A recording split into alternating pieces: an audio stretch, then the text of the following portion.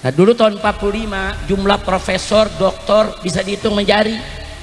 Orang Indonesia yang gelarnya profesor, doktor, insinyur bisa dihitung menjari, saudara. Tapi ada yang menarik, tokoh-tokoh kita kumpul, kiainya, cendekiawannya, orang-orang pintar kumpul, musyawarah, sepakat pilih Bung Karno sebagai presiden, pilih Bung Hatta sebagai wakil presiden. Bung Karno dan Bung Hatta, saudara, dipilih jadi presiden enggak lewat pemilu, enggak lewat DPR, enggak ngeluarin biaya triliun-triliunan, enggak ada kampanye ribut gontok-gontokan. Profesornya sedikit, doktornya sedikit, insinyurnya sedikit, tapi hasilnya Bung Karno, Bung Hatta, saudara, pahlawan nasional, bahkan merupakan tokoh internasional. Bagus tidak? Bagus tidak? Zaman sekarang nih profesornya ribuan, doktornya ribuan, universitasnya ribuan, cendekiawannya ribuan, saudara, luar biasa, partainya banyak, duitnya kaya, sampai bikin pemilu triliunan rupiah, kita korbankan semua, dapatnya fufu fafa.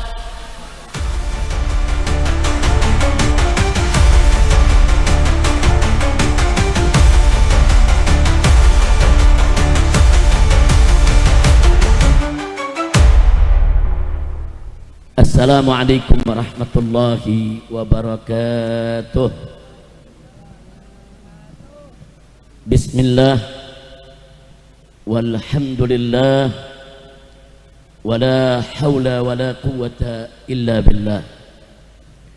Ashhadu an la ilaha illallah wahdahu la syarika lah wa ashhadu anna sayyidana Muhammadan abduhu wa rasuluh la nabiyya ba'dah. Allahumma salli wa sallim wa barik ala sayyidina wa habibina wa syafi'ina wa maulana nabiyyina Muhammadin wa ala alihi at-tahirin at-tayyibin wa ashabihi al-ghurri al-mayamin wa man tabi'ahum bi ihsanin ila yaumiddin. Amma ba'd. Kepada para habaib, para alim ulama, para kiai, para tuan-tuan guru, para tokoh, segenap ulama maupun umara yang telah ikut mendukung kelancaran acara ini, yang ikut memberi andil dalam kesuksesan acara ini, termasuk mereka-mereka para donatur, para dermawan, para muhsinin. Kita sampaikan salam penghormatan buat mereka sekaligus apresiasi penghargaan yang tinggi. Dan kita doakan agar mereka semua diberkahi oleh Allah Subhanahu wa taala.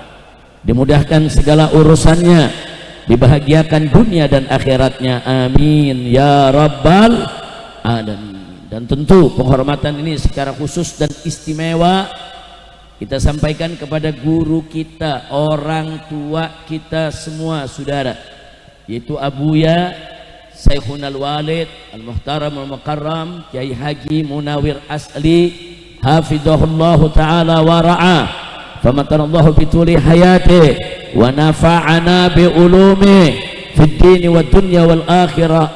Amin ya rabbal alamin. Taqabbalallahu minna wa minkum fataqabbal ya karim. Ahibail kiram, acara tablik seperti ini, saudara, sudah puluhan tahun dilaksanakan oleh para habaib dan para alim ulama. Sebagaimana tadi disebutkan oleh Ustadz Anto MC kita, hafizahullah ta'ala wa ra'a, saudara, dulu di tahun 90-an acara menjelang tahun baru miladiyah seperti ini, saudara, itu diadakan di majelis taklimnya almarhum Kiai Haji Fakhrur Razi Ishaq rahimahullahu rahmatan wasi'ah. Tadi adik beliau ikut hadir di sini, yaitu Kiai Haji Ayub Ishaq, ya kawan, hafizahullahu ta'ala wa ra'a. Terus setiap tahun Saudara, setiap tahun diadakan. Selesai bisa jam 1, jam 2 dan seterusnya. Nah, setelah Kiai kita Fakhrul Razi Ishaq meninggal dunia, saudara, alhamdulillah acara tersebut terus dilanjutkan, yaitu oleh Kiai Haji Munawir Asli sampai hari ini tempatnya di sini ya kawan. Alhamdulillah. Makanya beliau begitu mengabarkan saya dari beberapa tahun yang lalu, Habib Rizik kita mau pindahkan ini. Kita udah bicara dengan Kiai Ayub. Nah, supaya ini jangan sampai putus, satu tradisi bagus yang dilaksanakan oleh ulama kita jaga, kita lestarikan, kita teruskan. Tapi jangan salah paham, acara seperti ini bukan kita merayakan tahun baru Masehi, bukan ya kawan. Bukan kita merayakan tahun baru Miladiah, bukan. Kita menjaga umat kita supaya tidak ikut-ikutan orang di luar Islam dengan cara-cara menyambut tahun baru yang tidak Islami. Itu yang tadi diceritakan oleh Ustadz Haji Anto tentang bagaimana marahnya almarhum Kiai Habib Syekh bin Ali Al-Jufri dan seterusnya. Kita ingin menjaga, sebab kalau nggak ada diacarakan seperti ini, anak-anak muda kita malam tahun baru, saudara, ada yang kebut-kebutan, saudara, bahkan ada yang antar kampung, saudara, perang kembang api. Bukan hanya kembang api dinyalakan di atas, kampung ini tembak jangwe kemari, kampung ini tembak jangwe kemari. Akhirnya ribut, akhirnya pukul-pukulan, akhirnya ada yang jatuh mati terkapar di jalan. Nah, itu sudah dari dulu seperti itu, saudara. Nah, maka itu para ulama kita di Jakarta, di Bogor, di mana-mana mengambil inisiatif. Kalau gitu malam tahun baru kita ada yang pengajian. Untuk apa? Mencegah jangan sampai anak-anak muda kita ikut-ikutan acara-acara yang tidak Islami, bahkan acara-acara yang bisa mengantarkan kepada dosa di malam tahun baru seperti ini. Sementara kalau kita duduk seperti ini, saudara, duduknya kita saja di majelis zikir itu sudah bisa mendatangkan keberkahan. Duduknya kita saja di majelis zikir, saudara, itu sudah bisa menurunkan rahmat dan magfirah dari Allah Subhanahu wa taala. Insyaallah tidaklah kita pulang dari tempat ini kecuali dosa kita diampuni oleh Allah Subhanahu wa taala.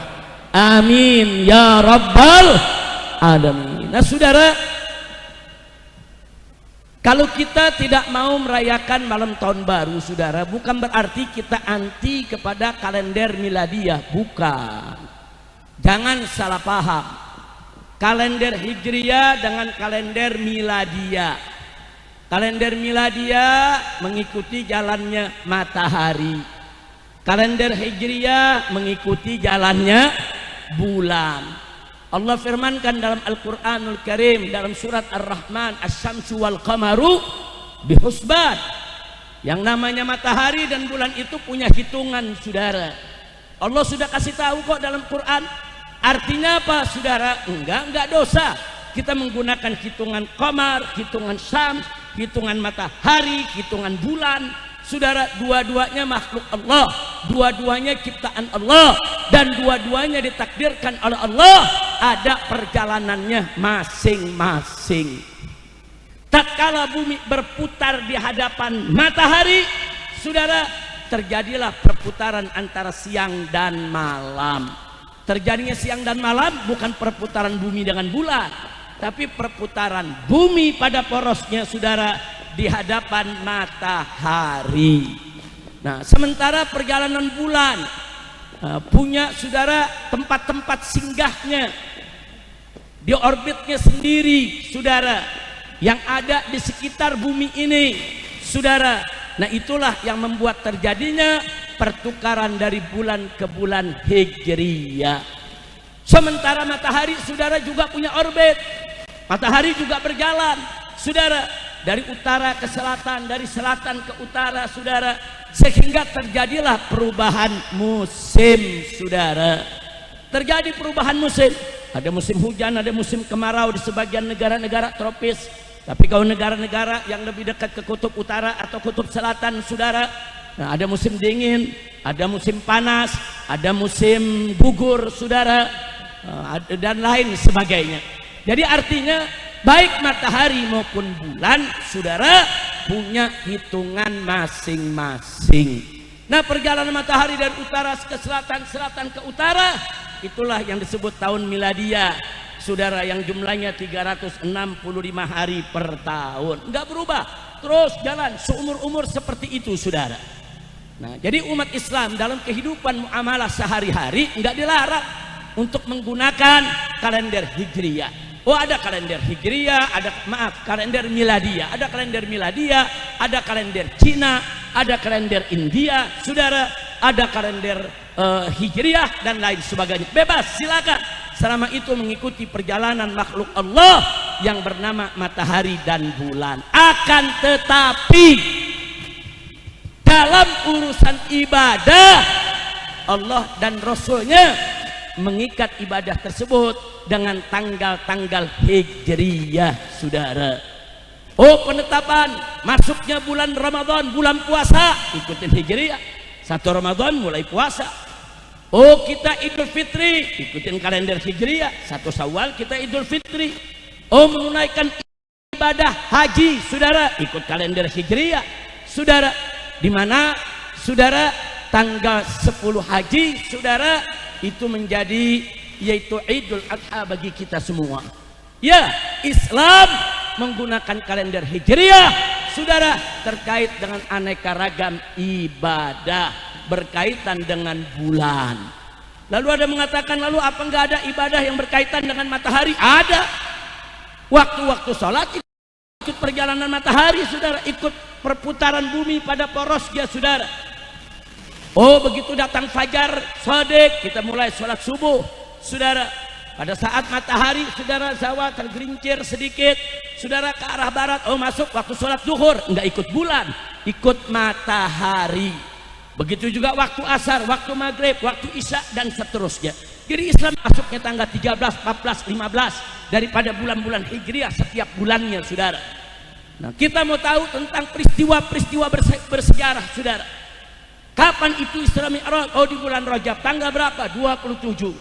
Saudara, kita enggak peringati dengan tanggal miladiyah, yang kita peringati dengan tanggal hijriyah. Silakan pakai kalender miladiyah dalam urusan kehidupan sosial sehari-hari berbangsa bernegara, enggak dilarang.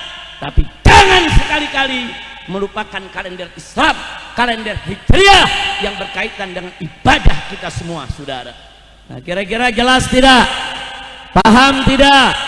Nah, ini sengaja saya sampaikan, Pak, Bu, sebab nih di tengah-tengah umat ada kelompok ifrat dan ada kelompok tafrid. Apa itu kelompok ifrat, saudara? Yaitu kelompok yang mentafsirkan agama secara berlebihan, al-mubalaghah. Jadi menafsirkan ajaran agama ini terlalu berlebihan, itu ifrat, saudara. Nah, kalau orang sudah punya sikap ifrat, menafsirkan, menerjemahkan agama, saudara, secara berlebihan, akhirnya jadi radikal, saudara. Lawannya apa? Tafrid. Siapa itu kelompok tafrid? Kelompok-kelompok orang yang menerjemahkan agama, yang menafsirkan agama bitaksir, saudara. Dia sering mengabaikan ajaran agama, dia ngentengin, dia gampangin, dikurang-kurangin, saudara. Akibatnya apa? Kalau sudah pola pikirnya tafrid, saudara, akhirnya dia menjadi seorang liberal yang seenaknya, semau-maunya, sebebas-bebasnya untuk menafsirkan, untuk menerjemahkan, saudara, teks-teks agama.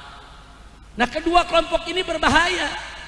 Ahlus sunnah wal jamaah, saudara, itu kelompok yang iktidal, kelompok yang adil, kelompok yang insaf, saudara, kelompok yang netral, kelompok, saudara, yang tasamu, kelompok yang penuh toleransi, saudara. Kemudian kelompok tawazun, kelompok yang seimbang. Makanya ahlus sunnah wal jamaah menjadi kelompok yang tawassut, kelompok pertengahan, bidun ifrat wala tafrid. Enggak ada ifrat di dalam ahlus sunnah dan tidak ada tafrid dalam ahlus sunnah. Ahlus sunnah tidak radikal dan tidak liberal, saudara. Alhamdulillah. Lillah. Kira-kira yang saya sampaikan barusan jelas tidak? Bu, paham Bu? Sebagian paham, sebagian iya ini apa sih ngomongnya, ada liberal, ada radikal, ada ifrat, ada tafrid. Gue baru denger. Nah baik, supaya jelas saya berikan contoh. Mau contoh Bu? Mau contoh? Nah contoh itu bisa mengantarkan kita kepada pemahaman yang lebih mudah, lebih gampang. Saya kasih contoh saudara, satu ayat Al-Quranul Karim. Allah menyatakan dalam Al-Quranul Karim, faqala ta'ala wa qatilul musyrikina kaffah, perangilah orang-orang musyrik semuanya. Bahkan di ayat lain dinyatakan waqtuluhum haitsu taqiftumuhum, bunuh saja mereka semua di mana saja kamu jumpai mereka. Ini ayat Quran Pak, ini ayat Quran Bu. Ini ayat apa? Saya mau tanya semua, jawab yang kompak. Ayat Quran firman siapa? Ayat Al-Quran kalam siapa? Percaya kepada Allah, yakin kepada Allah, beriman kepada Allah, siap taat kepada Allah, takbir. Allah yang berfirman dalam Al-Quran saudara. Nah ayat ini ditafsirkan oleh kaum liberal dan kaum radikal saudara, juga ditafsirkan oleh Ahlus Sunnah wal Jamaah. Kita lihat dulu kelompok radikal, bagaimana kelompok radikal menerjemahkan atau menafsirkan teks-teks agama termasuk ayat Quran. Kelompok radikal mengatakan, tuh lihat Allah yang suruh waqatilul musyrikina kafah, bunuh aja tuh orang musyrik semuanya. Jadi menurut mereka nggak ada toleransian. Pokoknya orang kafir, orang musyrik, semua musuh Islam, halal darahnya ditumpahkan, hartanya dirampas, bunuh aja, nggak apa-apa. Saya mau tanya, ini paham begini bahaya tidak? Jawab yang bahaya tidak? Ini namanya udah suruh bunuh aja, nggak apa-apa, semua orang kafir habisi. Nah, lalu bagaimana liberal melihat? Nah gara-gara kelompok radikal, saudara, liberal nggak mau kalah. Atau liberal nggak begitu menafsirkan Al-Quran. Ini kan perintah Allah dulu di zaman Nabi. Dulu di zaman Nabi ya konteksnya begitu, bunuh orang musyrik semuanya. Sekarang kita di zaman modern, ini ayat udah nggak berlaku lagi. Ini ayat udah kadaluarsa, udah keluar dari konteks kata mereka saudara. Ini ayat sudah tidak relevan dipakai di zaman ini. Biarkan ayat itu ada dalam Al-Quran dengan sejarah masa lalunya kita baca, tapi jangan kita amalkan lagi. Ini ayat sudah kadaluarsa, udah nggak laku. Perhatikan cara orang-orang liberal menafsirkan Al-Quran saudara. Saya tanya, bahaya gak? Bahaya tidak? Bahaya saudara. Yang satu berlebihan menafsirkannya, bunuh semua orang kafir. Yang satu lagi saudara mengabaikan konteks, nggak ada pakem. Dia bilang ini ayat udah nggak berlaku saat ini, udah ketinggalan zaman saudara. Nah ini berbahaya, baik radikal maupun liberal sama-sama berbahaya. Nah lalu kalau Ahlus Sunnah bagaimana? Aswaja di tengah-tengah, nggak ke kanan, nggak ke kiri, nggak radikal, nggak liberal saudara. Apa kata aswaja? Ya, kita memang diperintahkan oleh Allah untuk memerangi, membunuh orang, tapi yang mana? Yang memerangi Islam, yang memerangi Islam, yang membunuh dan membantai kita. Makanya kalau nafsirkan Al-Quran hati-hati, lihat lanjutan ayat, atau lihat ayat yang lain, atau lihat hadis-hadis Nabi yang menerangkan isi kandungan Al-Quran saudara. Lihat dong lanjutan ayat saudara. Wa qatilul musyrikina kafah kama yuqatalunakum kafah saudara. Perangi itu orang-orang musyrik semuanya sebagaimana mereka memerangi kamu semuanya. Jadi kalau mereka perangi kita, perangi mereka. Subhanallah.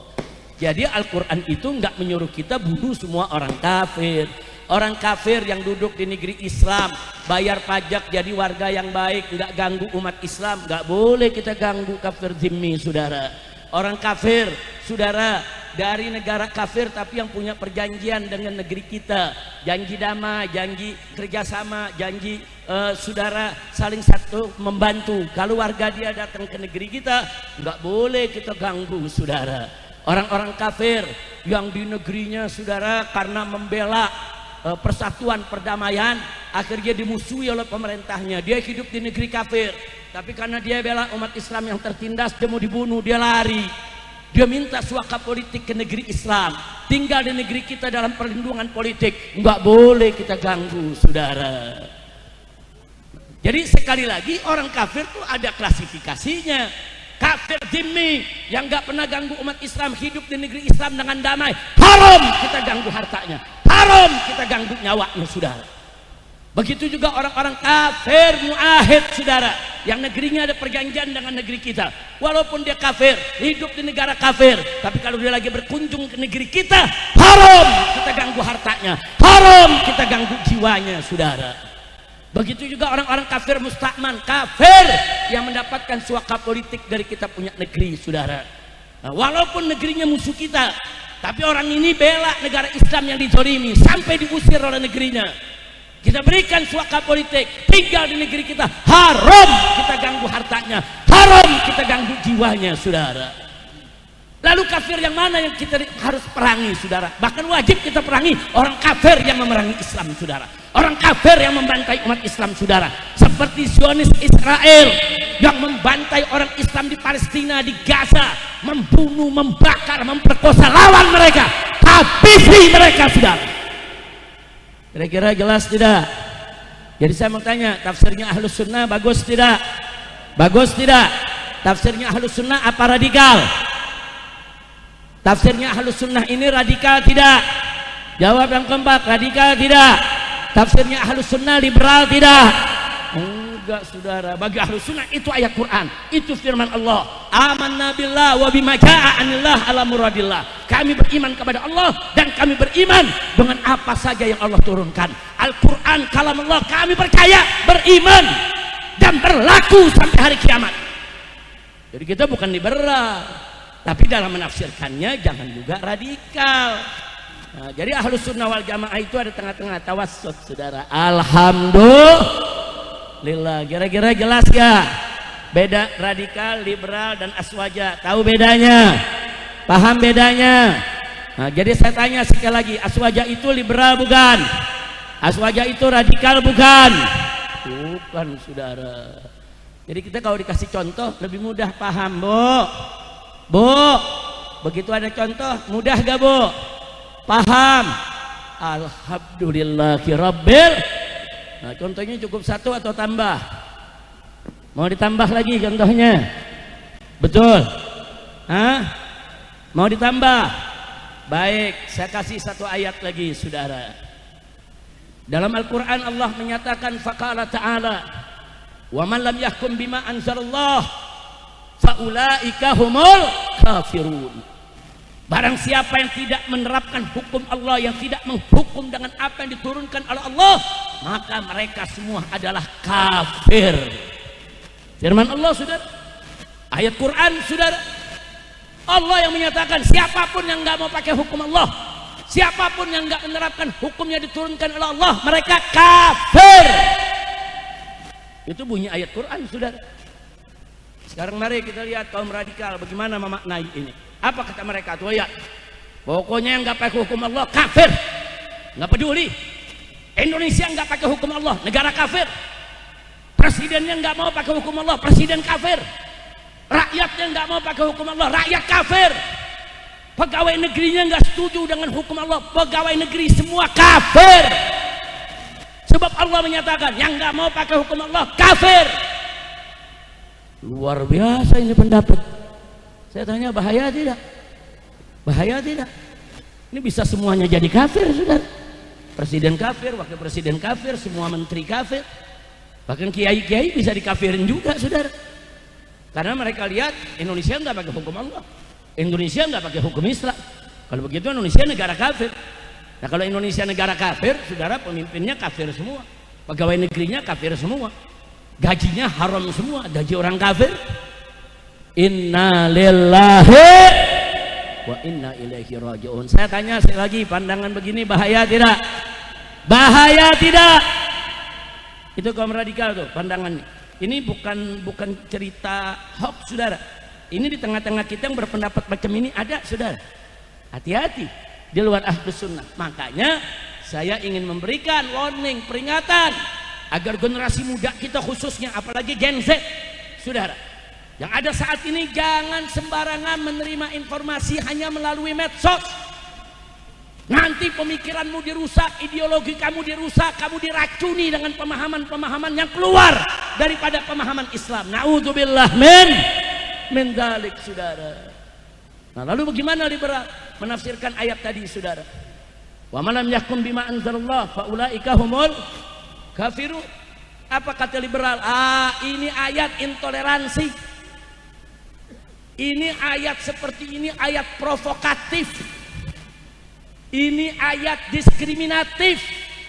Ini ayat gak boleh kita pakai. Ini ayat kok jadi radikal begini, sedikit mengkafir-kafirkan seenaknya aja. Nggak apa-apa. Yang memakai hukum Islam silakan. Yang memakai hukum Barat juga boleh. Nggak apa-apa, nggak ada kewajiban untuk memakai hukum Islam. Yang mau silakan, yang nggak mau ya sudah. Katanya ini pemikiran liberal begini bahaya tidak? Bahaya tidak? Sama bahayanya dengan radikal. Yang satu kelewat batas mentafsirkannya, yang ini semau gue menafsirkannya. Inna lillahi wa inna ilaihi raji'un. Lalu bagaimana sikap Aswaja, Bu? Kata Aswaja, enggak begitu tafsirnya. Wa malam yahkum bima anzalallah fa ulaika humul kafirun. Barang siapa yang tidak mau menerapkan hukum Allah, menghukum dengan apa yang diturunkan oleh Allah, mereka adalah kafir. Dibagi-bagi oleh ahlus sunnah, yang kafir yang bagaimana? Yang kafir yang jahidan. Yang kafir itu memang yang menolak, nggak percaya dengan hukum Allah, yang menentang melawan hukum Allah, kafir. Sepakat ulama, saudara. Tapi kalau dia nggak menerapkan hukum Allah, bukan dia nolak, bukan dia nentang, tapi posisinya memang lemah, nggak berdaya, saudara. Mau bilang apa? Atau posisinya memang sedang dalam tekanan. Kalau dia pakai hukum Islam, langsung diembargo, saudara. Rakyat nanti mati kelaparan. Atau mungkin juga dia, saudara, menerapkan hukum Islam, dia nggak tahu, dia nggak ngerti apa itu hukum Islam. Perlu disadarkan dulu. Nah, menurut ulama yang seperti ini jangan dikafirkan dulu. Yang nggak tahu dikasih tahu, yang lemah diperkuat sampai nantinya dia berani terapkan hukum Islam. Yang di bawah tekanan kita bantu supaya dia terbebas dari tekanan, bukan mengkafirkan, saudara. Kira-kira jelas tidak? Jelas tidak? Saudara, jangankan kita cerita hukum Islam, Indonesia nih sekarang, ibu-ibu, bapak-bapak, anak muda kalau belanja banyak yang pakai kris, tahu kan? Ada model kartu ATM, bayarnya pakai kris, tahu kan? Itu Amerika dan Eropa kalang kabut, saudara. Dia katakan kalau Indonesia pakai kris, maka kami akan embargo Indonesia, kami akan boikot Indonesia, kami akan persulit utang piutangnya. Kenapa? Karena mereka kalang kabut. Dengan adanya kris, banyak uang masyarakat beredar, masuknya ke tangan orang Indonesia juga. Mereka maunya kita bukan pakai kris, saudara. Maunya nih kita pakai Visa, saudara. Kartu Visa dan kartu sejenisnya. Jadi kalau kita bayar, uangnya masuk ke mereka. Lagi diancam Indonesia, stop itu kris, nggak boleh itu dipakai lagi. Nah, ini sekarang lagi tawar menawar. Nah, kita kuat apa enggak? Itu aja persoalannya. Kalau kita kuat, lawan terus. Tapi kalau besok kita nggak kuat, presiden saja tidak berdaya, saudara, mau bilang apa? Ujung-ujungnya terpaksa kris dihapus, saudara. Itu baru urusan kris, belum hukum Islamnya, saudara. Belum hukum potong tangan, belum hukum pancung, saudara, belum hukum rajam, saudara. Dunia nggak diam. Kalau Indonesia lemah menerapkan hukum Islam, ditekan habis. Makanya kalau kita menerapkan hukum Islam, Indonesia harus kuat. Kuat secara ekonomi, kuat secara militer, saudara. Kuat moralnya, kuat integritasnya, sehingga kita punya jati diri, harkat, martabat, yang bisa kita pertahankan kalau kita terapkan hukum Islam. Nggak ada negara lain bisa tekan kita, sudah. Kira-kira jelas tidak? Paham tidak? Nah makanya kalau Indonesia belum terapin hukum Islam, jangan ngafir-ngafirin dulu. Jangan. Dikit-dikit pemerintah kafir, tentara kafir, polisi kafir, semua kafir. Dia doang yang Islam sendirian. Kira-kira jelas tidak? Maka itu saya mau tanya, Ahlus Sunnah netral tidak? Adil tidak? Seimbang tidak? Apakah Ahlus Sunnah radikal? Apakah Ahlus Sunnah liberal? Enggak. Ayat itu tetap kita pakai. Sama dengan hukum sholat. Sholat itu kan hukum Allah. Ada orang nggak sholat dalam mazhab Syafi'i, nggak langsung dikafirkan, saudara. Tanya dulu, ente nggak sholat kenapa? Kalau dia jawab sholat gak wajib, sholat gak perlu, nggak ada itu sholat wajib, bohong itu sholat wajib, dia bilang begitu, kafir, murtad, dia keluar dari Islam, saudara. Tapi ada orang sholat, kenapa ente nggak sholat? Dia jawab, ya anda tahu sholat wajib, cuman gimana ya, kadang-kadang anda sibuk, kadang-kadang anda repot, kadang-kadang anda banyak lupa, kadang-kadang gimana ya, anda masih males, tapi anda tahu itu wajib, anda tahu dosa, anda nggak sholat. Nggak boleh kita kafirin, saudara. Yang begini disadarkan, didakwahkan agar dia tidak meninggalkan sholat, saudara. Atau ada orang baru masuk Islam, nggak sholat-sholat, kita tanya, ente kenapa nggak sholat? Dijawab, anda nggak tahu sholat wajib, anda masuk Islam aja, ngucapin 2 kalimat syahadat terus nggak ada yang bimbing anak nggak tahu kok sholat 5 waktu wajib. Atau dibilang, anak kira zuhur doang yang wajib. Boleh dikafirkan lagi yang begini? Nggak boleh, diajarin. Yang nggak tahu ajarkan, saudara. Yang lalai sadarkan, saudara. Tapi yang melawan, menentang hukum Allah, itu yang kafir. Kira-kira jelas tidak? Paham? Saya udah kasih 2 contoh tuh. Udah cukup ya 2 contoh ya? Cukup apa lanjut? Cukup apa lanjut? Betul, lanjut. Satu lagi deh, yang terakhir, yang terakhir. 3 aja, 3. Bu, saya mau tanya, Ahlus Sunnah indah tidak? Bagus tidak? Alhamdulillah. Nah yang ketiga, tadi kan yang pertama ayat Quran, kedua ayat Quran, yang ketiga hadis dah. Kita pakai hadis, saudara. Dalam satu hadis sahih, Nabi mengatakan, kullu bid'atin dolalah wa kullu dolalatin finnar. Setiap sesuatu yang baru itu adalah sesat, dan setiap kesesatan itu masuk neraka, ada di dalam neraka. Hadis Nabi, hadis sahih, saudara. Nggak boleh kita tentang hadis. Nah sekarang kelompok radikal apa dia bilang? Tuh lihat, pokoknya semua yang baru bid'ah.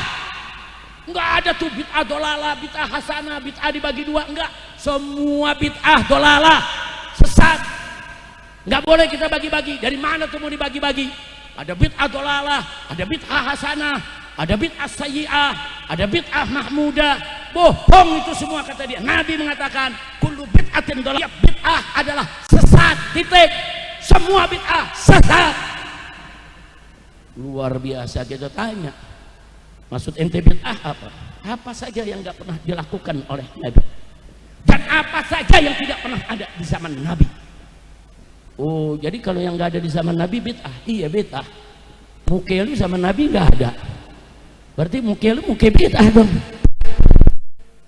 Saudara, kelompok radikal langsung mengartikan total bid'ah, semuanya sesat, titik. Kelompok liberal lain lagi. Kata kelompok liberal apa? Ini hadis nggak masuk di akal. Setiap hal yang baru itu sesat, nggak masuk di akal. Mobil baru, motor baru, kapal terbang baru, mic baru.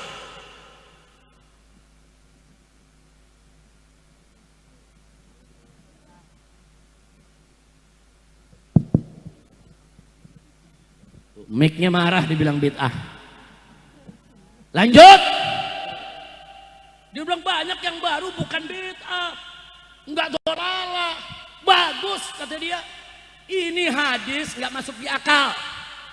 Ini hadis udah kadaluarsa. Ini hadis nggak tahu kemajuan zaman, tolak.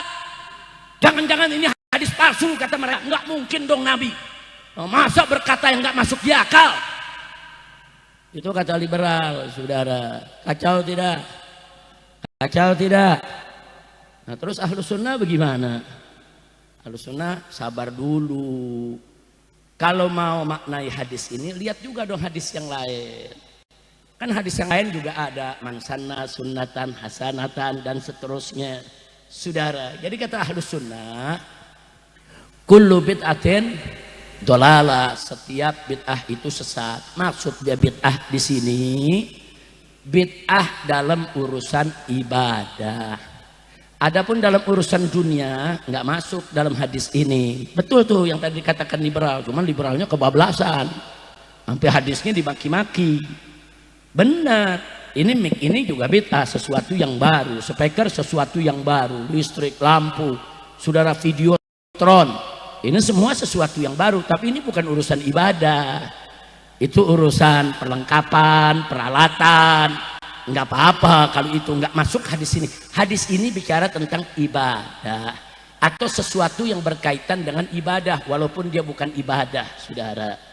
Nah, ya, jadi saudara, ini dimaksud bid'ah. Itu pun kata Ahlus Sunnah, bid'ah yang dimaksud di sini yaitu sesuatu, saudara, yang baru, yang tidak pernah ada di zaman Nabi dan tidak pernah dilakukan oleh Nabi, saudara.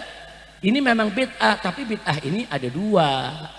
Ada sesuatu yang baru tidak pernah dilakukan oleh Nabi, tapi itu nggak bertentangan dengan ajaran Nabi. Ada juga sesuatu yang baru tidak pernah dilakukan oleh Nabi, tapi bertentangan, saudara, dengan apa yang diajarkan oleh Nabi. Yang tidak bertentangan itu yang disebut bid'ah hasanah. Yang bertentangan itulah yang disebut bid'ah sayyi'ah, itulah yang dolalah. Jadi kullu bid'atin dolalah maksudnya kullu bid'atin sayyi'atin dolalah. Setiap bid'ah yang buruk, jelek, melanggar ajaran Nabi, dolalah, sesat. Nah, makanya saudara, menurut Ahlus Sunnah wal Jamaah, saudara, merayakan Maulid Nabi, Isra Mi'raj nggak pernah ada zaman Nabi. Memang itu bid'ah.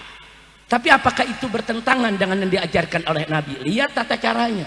Saudara, kalau bikin maulid, baca Quran, baca sejarah Nabi, saudara, baca sholawat, ada ceramah agama, bagus tidak? Bagus tidak? Nah, dalam acara tersebut umat dikasih makan, umat dikasih minum, bagus tidak? Dalam acara tersebut ada silaturahim antar umat, antar ulama, bagus tidak? Apa bertentangan dengan Islam? Tidak. Bid'ah memang, tapi bid'ah hasanah. Tapi ada orang bikin maulid, saudara, pakai jaipongan, pakai dangdutan, perempuan laki campur aduk, saudara, joget, bahkan ada yang telanjang, yang buka aurat, ngawur tidak? Saya mau tanya, itu caranya halal atau haram? Halal atau haram? Udah melakukan maulid, saudara, yang dituduh bid'ah, pakai cara yang haram, itu yang bid'ah dolalah, itu yang bid'ah sayyi'ah. Kira-kira jelas gak? Sekarang saya tanya, zaman sekarang ada gak yang merayakan peringatan, saudara, sejarah Islam, hari besar Islam, tapi dengan joget-joget buka aurat di panggung? Ada gak? Ada, sudah. Kan gila itu, sudah. Dia bikin di atas panggung, belakangnya, saudara, peringatan Maulid Nabi ditulis, di depannya perempuan buka aurat, joget-joget, lelaki ikut naik, nyawer, taruh duit di belahan dada yang terbuka, saudara, kurang ajar. Ini bid'ah sayyi'ah yang begini, yang dolalah, yang begini yang mesti kita perangi. Kira-kira jelas tidak? Paham tidak? Nah, jadi saya mau tanya soal bid'ah, saudara, apa Ahlus Sunnah radikal? Apa Ahlus Sunnah liberal? Enggak, itulah Ahlus Sunnah. Maka itu saya mau tanya sekali lagi, Ahlus Sunnah indah tidak? Bagus tidak? Takbir! Bangga tidak jadi Ahlus Sunnah? Siap jaga Ahlus Sunnah? Siap bela Ahlus Sunnah? Takbir, sallu ala nabi. Nah, jadi itu yang saya mau sampaikan, saudara. Jadi jadilah kita Ahlus Sunnah wal Jamaah, enggak kanan, enggak kiri, enggak radikal, enggak liberal. Indah Ahlus Sunnah, saudara. Selama Indonesia mayoritas Ahlus Sunnah, enggak usah khawatir. Indonesia akan terus bersatu, Indonesia akan tenang, akan damai, akan aman. Karena itulah ajaran Ahlus Sunnah wal Jamaah. Jangan kita mau diadu domba Kiai sama kiai diadu domba, Habib sama Habib diadu domba, Kiai sama Habib diadu domba. Inna lillahi wa inna ilaihi raji'un. Enggak boleh kita diadu domba, saudara. Kita wajib untuk bersatu, saudara, dan jadikanlah malam peringatan ini malam di mana kita siap bersatu, berjuang bersama untuk menegakkan kalimat Allah. Saya mau tanya semua sekali lagi, siap bersatu? Siap bersatu? Angkat tangan semua yang tinggi ke atas, siap bersatu. Takbir, takbir, takbir. Sallu ala nabi. Nah, jadi persatuan umat nih penting, saudara. Nah baiklah, sebelum saya akhiri, saudara, saya minta kepada umat Islam semuanya, jangan melulu kita hidup nih, saudara, dikibulin melulu, saudara. Pak, Bu. Dulu tahun 1945 waktu kita merdeka, belum ada pemilu, belum ada parlemen, belum ada DPR, saudara. Belum ada tuh partai politik sah ikut pemilu, belum ada. Nah dulu tahun 45 jumlah profesor, doktor bisa dihitung menjari. Orang Indonesia yang gelarnya profesor, doktor, insinyur bisa dihitung menjari, saudara. Tapi ada yang menarik. Tokoh-tokoh kita kumpul, kiainya, cendekiawannya, orang-orang pintar, kumpul, musyawarah, sepakat, pilih Bung Karno sebagai presiden, pilih Bung Hatta sebagai wakil presiden. Bung Karno dan Bung Hatta, saudara, dipilih jadi presiden enggak lewat pemilu, enggak lewat DPR, enggak ngeluarin biaya triliun-triliunan, enggak ada kampanye ribut gontok-gontokan. Profesornya sedikit, doktornya sedikit, insinyurnya sedikit, tapi hasilnya Bung Karno, Bung Hatta, saudara, pahlawan nasional, bahkan merupakan tokoh internasional. Bagus tidak? Bagus tidak? Zaman sekarang nih profesornya ribuan, doktornya ribuan, universitasnya ribuan, cendekiawannya ribuan, saudara, luar biasa, partainya banyak, duitnya kaya, sampai bikin pemilu triliunan rupiah, kita korbankan semua, dapatnya fufu fafa.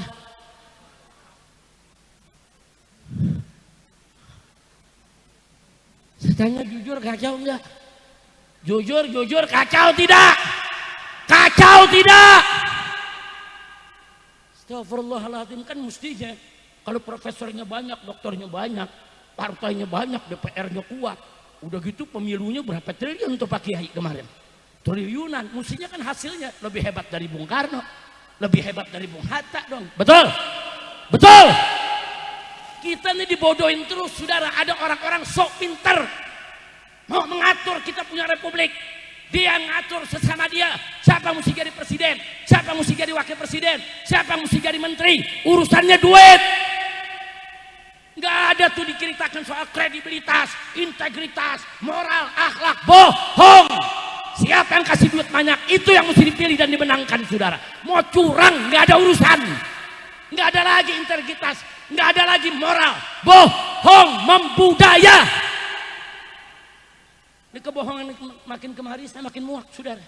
Ada menteri depan presiden berani bohong, depan masyarakat ditonton, saudara. Ada kamera. Presiden lagi turun ke Aceh. Presiden pertama kali turun ke Aceh, lihat suasana gempa. Masyarakat bertanya, Pak Presiden, bagaimana listrik kami, listrik mati nih satu Aceh. Presiden tanya sama menteri, menterinya ada di depan dia, ada depan masyarakat. Pak Menteri, bagaimana listrik? Udah beres Pak, udah nyala 93%. 1% belum nyala, sudah.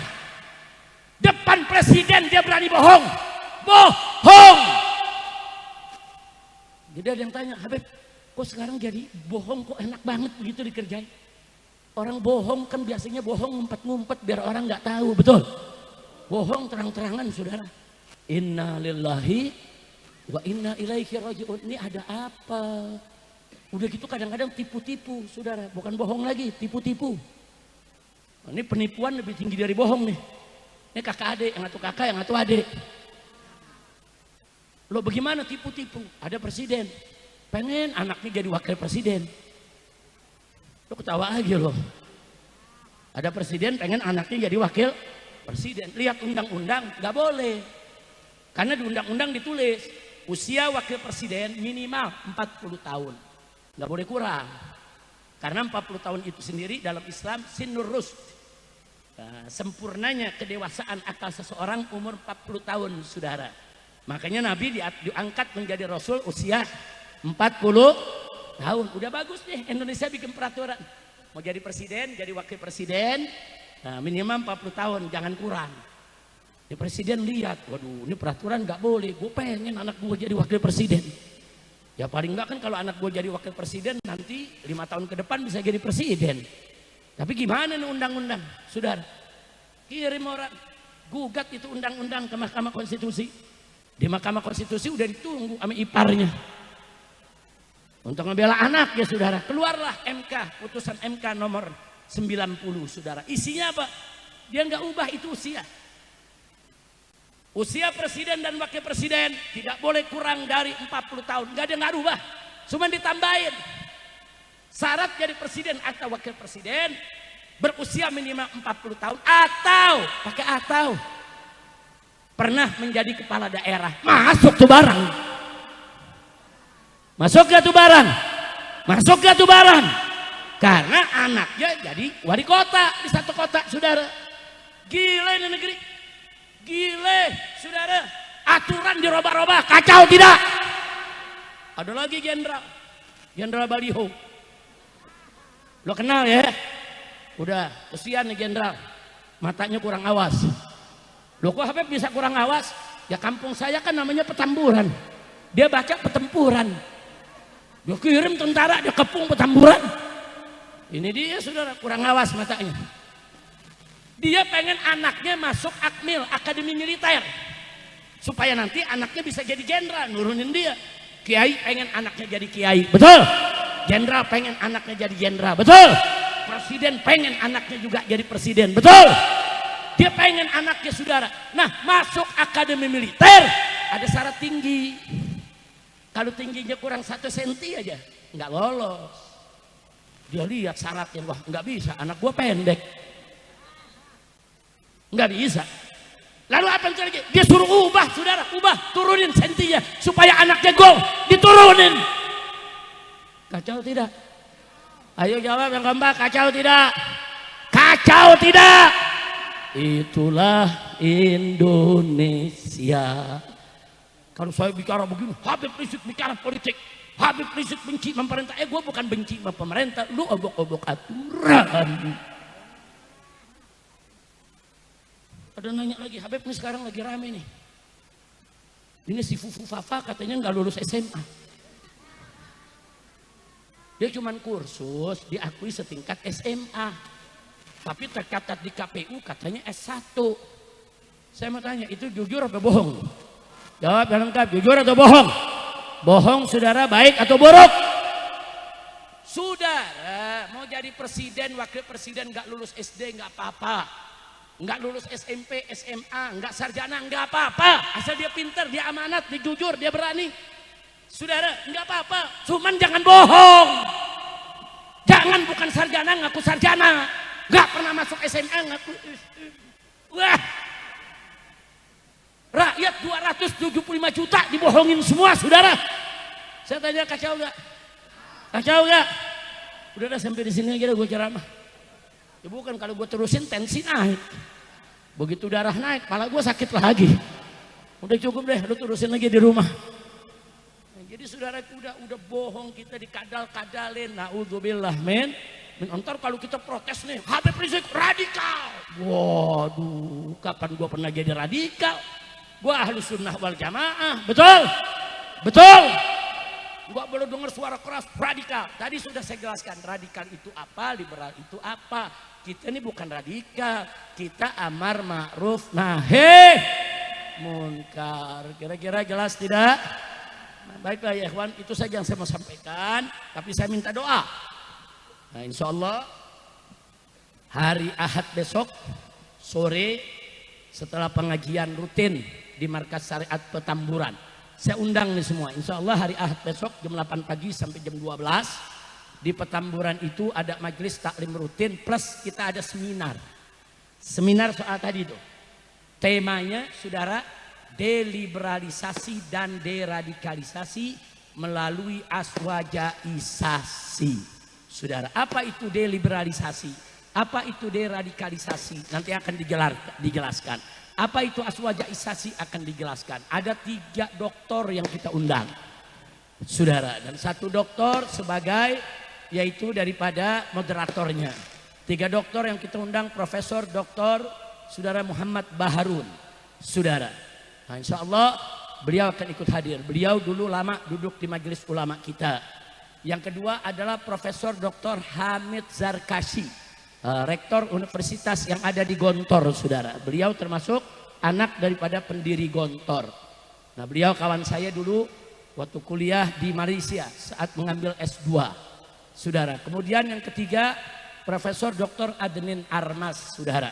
Nah, beliau ini yang ketiga murid daripada Profesor Nagrib Alatas. Jago kalau soal perang pemikiran, saudara. Sengaja kita undang nih dokter-dokter, nanti bicara apa itu deliberalisasi, apa itu deradikalisasi, apa itu aswajaisasi. Nah, di antaranya seperti yang saya jelaskan tadi, cuman dengan bahasa yang lebih ilmiah, dengan bahasa akademisi, dengan rujukan-rujukan yang jelas. Moderatornya saya punya mantu, yaitu Dr. Habib Hanif Al-Attas. Habib Hanif Al-Attas 3 bulan yang lalu telah berhasil ikut ujian S3-nya dan sudah memperoleh gelar doktor. Ijazahnya asli, bukan palsu, Bu ya. Bu, Pak. Ini saya undang dokternya semua ijazahnya asli, bukan palsu, bukan. Ini ijazah asli semua, bukan dokter karbitan, bukan. Bukan dokter hadiah juga, bukan. Dokter dengan menulis disertasi diuji. Alhamdulillah. Nah, saya undang semua. Saya akan buka acara tersebut, saudara. Kita mulai dari jam 8 pagi sampai jam 12 siang di Petamburan. Nah, insya Allah sorenya, saudara, ba'dal maghrib, saya dengan rombongan, saudara akan berangkat ke Aceh. Kita ingin keliling di Aceh dan kita ingin terus lanjutkan perjalanan ke Medan. Di Medan juga kita keliling sampai ke Tapanuli sana. Kemudian kita akan lanjutkan juga perjalanan ke Sumatera Barat, saudara, ke Bukit Tinggi, ke Agam, tempat-tempat yang terjadi bencana. Karena saudara, kami dari Dewan Pimpinan Pusat Front Persaudaraan Islam, saudara, sudah mendirikan lebih dari 200 dapur umum. 200 titik dapur umum di seluruh tempat bencana yang terjangkau oleh relawan kita. Saudara, kita bikin dapur umum, kita lagi mengusahakan bangun huntara, hunian sementara, kita bangun MCK darurat, klinik-klinik darurat, sekolah-sekolah darurat, saudara. Nah, itu semua sedang kita perjuangkan. Karena nanti setelah liburan Januari ini, anak-anak sekolah kan masuk sekolah lagi. Sekolahnya udah rusak, sekolahnya udah hancur. Nah, terus mau pendidikan bagaimana? Masa ditunda setahun? Enggak. Kita sediakan tenda pendidikan, mereka bisa sekolah, mereka bisa dapat ujian, dapat rapot, dapat ijazah. Saudara, tetap pendidikan harus lanjut. Jadi Aceh bukan jangka pendek, ini kerja jangka panjang. Dulu kami pernah kerja di Aceh tahun 2004 ketika terjadi tsunami, 4 tahun baru selesai. 4 tahun baru bersih, relawan FPI sudah pulang semua. 4 bulan pertama itu yang kerja habis-habisan. 2 tahun lumayan agak berat, masuk ke tahun 3, tahun 4 sudah agak ringan. Tahun keempat sudah bisa kita lepas, saudara. Orang-orang Aceh udah kembali ke kampung masing-masing, ke rumah masing-masing, sehingga Banda Aceh Melabu hidup kembali sebagai perkampungan yang hidup seperti tidak pernah ada bencana. Nah, karena kami pernah pengalaman di sana seperti itu, besok kami mau coba apa yang pernah dulu kami lakukan lagi. Dan ini cakupan wilayah yang rusak lebih dari tsunami 2004, saudara, lebih. Walaupun korban yang mati lebih banyak di tsunami 2004. Itu hampir 150.000 yang meninggal dunia, saudara. Mayat yang dikumpulkan oleh FPI saja relawan gak kurang dari 100.000 mayat. Dan saya, istri, saudara, almarhumah yang sudah meninggal dunia, serta beberapa kawan, kita duduk di sana sampai 4 bulan. Kita tinggal dalam tenda, di dalam komplek kuburan makam pahlawan. 4 bulan kita lihat sudah bersih, baru saya pulang. Tapi relawan gak boleh pulang dulu. Separuh kita pulangkan, separuh kerja terus. Karena banyak kerjaan-kerjaan yang belum selesai.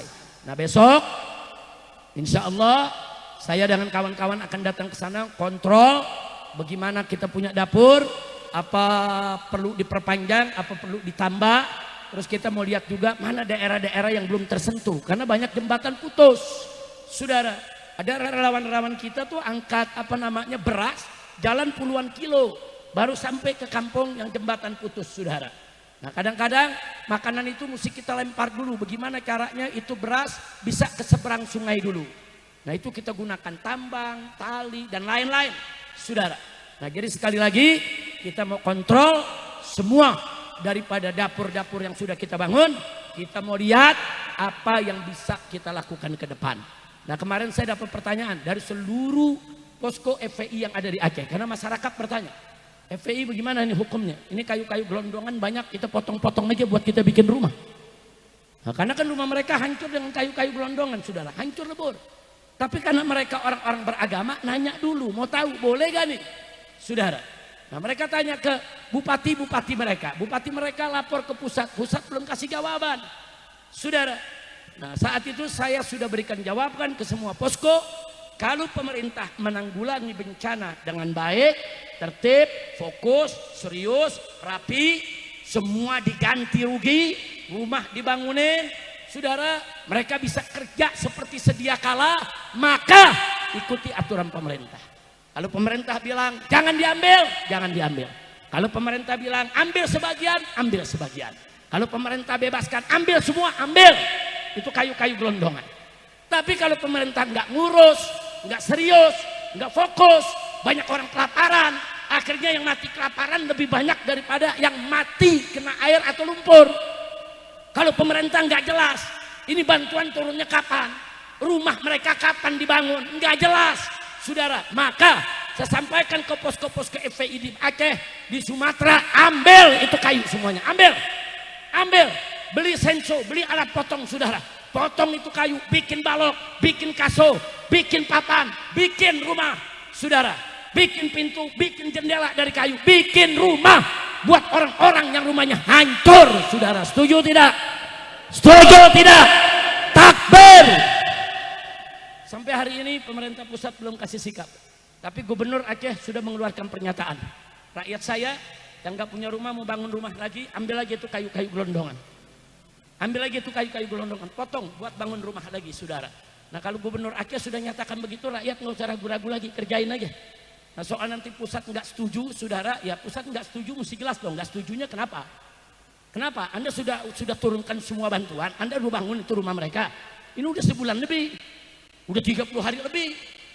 Anda udah kasih itu duit. Nah, Anda udah bereskan itu kampung-kampung mereka yang hancur lebur. Bahkan ada pengusaha datang bawa eskavator, saudara, kirain mau bantu masyarakat singkirin kayu-kayu gelondongan. Ternyata bukan. Nyari kayu gelondongan yang ada nomornya. Oh ini nomor perusahaan saya. Oh ini punya pabrik saya. Itu yang mau diambil dinaikin truk, dia mau bawa pulang. Kan kurang ajar. Saudara, mestinya yang begini ditangkap, sita hartanya, bagikan ke orang-orang yang kena bencana. Betul?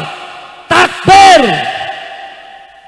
Jadi tolong doakan supaya kami bisa ke sana dengan aman selamat. Dan terakhir saudara, ada beberapa aktivis yang sedang bela bencana. Beberapa orang di antara mereka baru kemarin ada kejadian. Rumah mereka, tempat tinggal mereka diteror, saudara. Ada yang dikirimi kepala babi, ada yang dikirimi bangke, ada yang dikirimi darah, ada yang rumahnya dilempari bom molotov, saudara. Kita nggak tahu siapa itu yang kerja, siapa itu yang suruh. Tapi yang jelas mereka biadab. Biadab. Aktivis-aktivis menyuarakan kebenaran. Kenapa mereka diganggu? Kenapa mereka dipersalahkan? Kenapa mereka diteror? Berarti ada yang nggak beres di bencana tersebut, saudara. Kalau itu betul-betul musibah, saudara, murni memang musibah karena hujan, saudara. Nggak ada yang ketakutan untuk dibongkar apa sebabnya, saudara. Tapi memang ada penjahat yang menggundulkan hutan, yang membuat tanah longsor, yang membuat banjir besar, yang mengakibatkan orang korban nyawa, korban harta. Takut ini dibongkar, takut terbongkar, takut ditangkap, mereka kejar siapa saja yang bicara tentang bencana. Kurang ajar. Saya tantang mereka itu semua saudara. Yang ngancam, yang intimidasi, yang teror. Hei, saya bicara tentang Aceh. Mau apa kalian? Saya bicara tentang bencana Sumatera Barat, bencana Sumatera Utara. Saya bersama rakyat. Ada apa? Kalian mau teror? Kalian mau intimidasi? Kalian mau bunuh? Kurang ajar. Begitu saya ajak semua saudara, jaga para aktivis kita. Jaga tuh para aktivis kita yang menyuarakan kebenaran. Jangan diganggu. Mereka menyuarakan kebenaran, mereka bela rakyat. Ini bagaimana ganti ruginya? Mereka bela kebenaran, kenapa hutan digunduli? Jangan begitu dong. Nah, jadi saudara, itu yang saya mau sampaikan. Jadi insya Allah saya tidak sendiri. Beberapa pengurus dari FPI akan ikut. Ada dokter juga mendampingi saya. Karena saya baru selesai operasi, masih pemulihan. Jadi harus ada dokter yang terus mendampingi saya di setiap perjalanan. Maka itu kepada hadirin hadirat dimanapun Anda berada, termasuk yang mendengarkan rekaman ini, tolong dimaklumi. Kadang-kadang ada acara yang saya nggak bisa datang. Karena kalau pasca operasi ini, penyakit datangnya bisa mendadak. Kadang-kadang kita udah siap, saudara. Udah pakaian, udah mau jalan. Tahu-tahu diserang penyakit, nggak bisa jalan. Nah, jadi ada beberapa acara, saya nggak bisa datang. Digantikan oleh para menantu saya. Ada Habib Hanif, Habib Muhammad bin Hussein, Habib Husin Segaf, dan lain sebagainya. Dan kadang-kadang digantikan oleh kawan-kawan saya. Ada Kiai Sobri, ada Kiai Awid, saudara.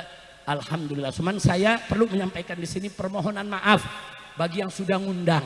Mereka udah masang foto lagi di baliho. Akan dihadiri oleh Habib Rizik. Ternyata Habib Rizik nggak datang. Nanti kesian. Nanti umat pikir dia bohong. Oh, ini panitia nggak bohong nih. Nggak ngundang Habib, tapi ternyata dia pasang foto. Enggak begitu. Banyak di antara mereka memang udah undang saya. Mereka memang saya udah janjikan akan datang. Mereka berhak untuk pasang foto tersebut di baliho. Hanya sayanya yang berhalangan. Ini kejadian nih 3 bulan terakhir. Saya jarang ceramah. Kadang-kadang ceramah sehari, seminggu sakit. Ceramah 2 hari, 2 minggu sakit ya ikhwan. Tapi alhamdulillah minggu ini, sepekan ini, sudah dari kemarin. Pagi, siang, malam saya ngisi, hari ini begitu juga. Alhamdulillah. Ini berkat doa daripada Abuya. Itu Kiai Haji Munawir asli, saudara yang ketemu di mana-mana selalu saya minta doanya. Kiai doain Kiai di majelis-majelis bacain Fatihah, doain biar saya ini dapat tamam sehat wal afiyah. Nah, karena saudara-saudara kita di Aceh juga udah menanyakan mana Habib Rizik, yang di Sumatera juga Sumatera Barat nanya mana Habib. Ini masyarakat kami ini butuh support, butuh nasihat, kita pengen istighothah bareng sambil kita duduk bareng. Apa nih yang kira-kira bisa kita bantu saudara? Nah, karena itu saya mau tanya sebagai penutup, semua siap bantu Aceh? Siap bantu Sumatera Utara? Siap bantu Sumatera Barat? Siap bersatu? Takbir! Shallu ala Nabi. Nah, itu saja yang bisa saya sampaikan. Akhirnya sebagai penutup, yuk rame-rame kita baca sholawat badar. Karena dalam sholawat badar kan ada doa, ilahi salimil ummah minal afati wan niqmah. Ya Allah, selamatkan umat ini ya Allah dari segala bencana, segala musibah, saudara. Kita mohon kepada Allah subhanahu, bahkan wadafi masaah anna, yaitu tolak ya Allah segala keburukan jangan sampai menimpa kami ya Allah. Jadi selawat badar luar biasa, isinya doa mohon keselamatan dari bala, dari musibah, dari segala kesulitan. Yuk rame-rame kita baca. Ada tim hadrahnya di sini? Ya, tim hadrah siap-siap. Mana saya punya menantu Habib Ahmad, ta'al. Habib Ahmad. Coba ini dinyalain, nyala gak nih? Ada mic lagi? Ada mic lagi? Baik, ini baca sholat. Nyalain mic yang satu, silakan mulai. Salatullah salamullah ala taha rasulillah. Salatullah salamullah ala yasin habibillah.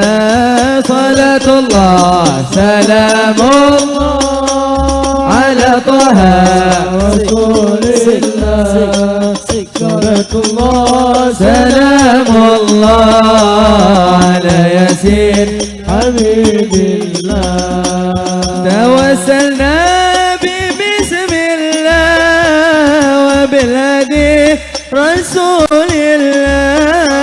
Tawassalna bismillah wa bilhadi rasulillah wa kulli mujahid لله بأهل البدر يا الله صلاة الله سلام الله على طه رسول الله صلاة الله سلام الله على ياسين حبيب الله إلهي سلم الأمة من الآفات والنقمة إلهي سلم أمة من الآفات ومن هم ومن غمة بأهل البدر يا الله صلاة الله سلام الله على طه رسول الله صلاة الله سلام الله على ياسين حبيب الله إلهي نجنا وكشف جميع ذرية وصريف إلهي نجنا وكشف جميع ذرية وصريف مكيد العطا والطب بأهل البدر يا الله سمونا صلاة الله سلام الله على طه رسول الله صلاة الله سلام الله على ياسين حبيب الله وصل على النبي البري بلا عد ولا حسر وصل على النبي البري بلا عد ولا حسر وآل سادات الغر بأهل البدر يا الله صلاة الله سلام الله على طه رسول الله صلاة الله سلام الله على ياسين حبيب الله على ياسين حبيب الله على ياسين Sallu ala nabi. Nah, mudah-mudahan selawat badar tadi yang isinya doa digabulkan oleh Allah Subhanahu wa taala. Barusan yang baca selawatnya saya punya mantu yang ketujuh, Bu. Habib Ahmad Al-Muhajir bin Zaki Al-Idrus. Abah beliau ayahnya adalah Imam FPI Jawa Barat. Alhamdulillah malam ini beliau bisa mendampingi. Tadi Habib Hanif datang. Ya tadi saya punya menantu minta di awal karena malam ini ada acara seperti ini juga, yaitu di Bogor. Biasanya tiap tahun kami dari Bogor, saya dari Bogor kemari. Habib Hanif dari sini ke Bogor. Nah cuman malam ini saya nggak bisa ke Bogor. Karena memang tadi sudah saya katakan fisik saya terbatas sekali. Jadi saya utamakan di sini. Alhamdulillah. Nah kita doakan. Biar guru kita, buya kita, Kiai Haji Munawir Asli. Beberapa waktu yang lalu kita tahu beliau melaksanakan operasi yang cukup serius ya kawan. Itu butuh keputusan yang nggak main-main. Nah, karena pertaruhannya adalah nyawa saudara. Nah akhirnya saya diskusi dengan beliau di rumah sakit, di ruang ICU. Saudara kita diskusi, kita kasih dorongan, tawakal. Akhirnya alhamdulillah operasi beliau aman, berhasil. Dan saat ini beliau bisa ceramah kemana-mana, bisa ngajar, kita doain. Agar Allah Subhanahu wa ta'ala berikan beliau panjang umur. Dalam taat dan ibadah, dalam sehat wal afiat. Begitu juga kita dan semua keluarga kita. Ala hatihin niyah wa likulli niyatin salihah. Wa ila hadratin Nabi al-Mustafa sallallahu alaihi wasallam. Bisiril Fatihah.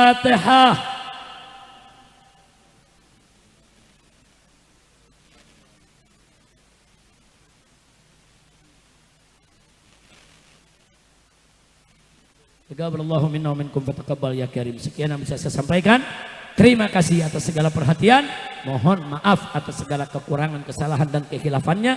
Hadani Allah wa iyyakum ila siratihil mustaqim. Wassalamualaikum warahmatullahi wabarakatuh. wabarakatuh.